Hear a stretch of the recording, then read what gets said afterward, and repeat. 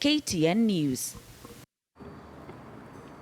Leaders from the North Rift are accusing Environment CS Keriako Tobiko of playing politics in the planned Phase 2 of the Mau evictions.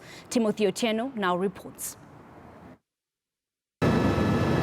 The lush green forest cover that makes up the region's largest water catchment area is slowly fading away, paving way to bare land.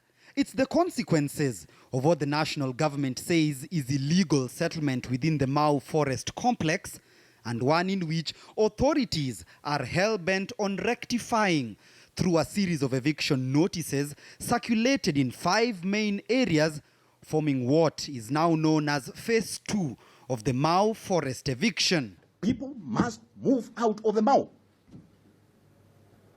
And they must move out of the Mau without compensation. But even before the 60-day notice lapses, leaders from the North Rift region are already blaming bad politics for the predicament that is about to befall over 60,000 people who say they are living within the escarpment legally. Sasa hivi sasa natembea na Tobiko wako na uwezo juu ya rais kufurusha watu wa Mau. It cannot happen in Jubilee government because we are not calling, and this government cannot be seen to be calling the people again. The dispute has been political calculations. We are not politicians. We are not interested in politics.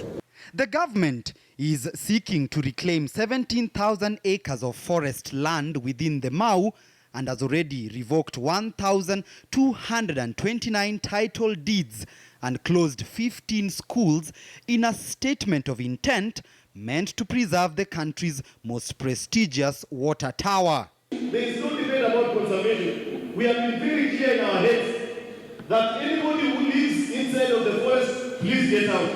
But what we are opposed to is politics that is being played by Cabinet Secretary Keriako Tobiko na huyu mwingine anaitwa Natembea together with their masters of trying to evict children. The people who are living in Mau at the moment, that is not a gazetted forest. That is a trust land that belongs to Narok County government. No official communication on when the second phase of the eviction will commence has been announced, even as leaders from the region and the national government continue to trade jabs on the controversial conservation matter that saw the eviction of 9,000 families in Phase 1 of the exercise in Narok South 1 year ago. Timothy Otieno,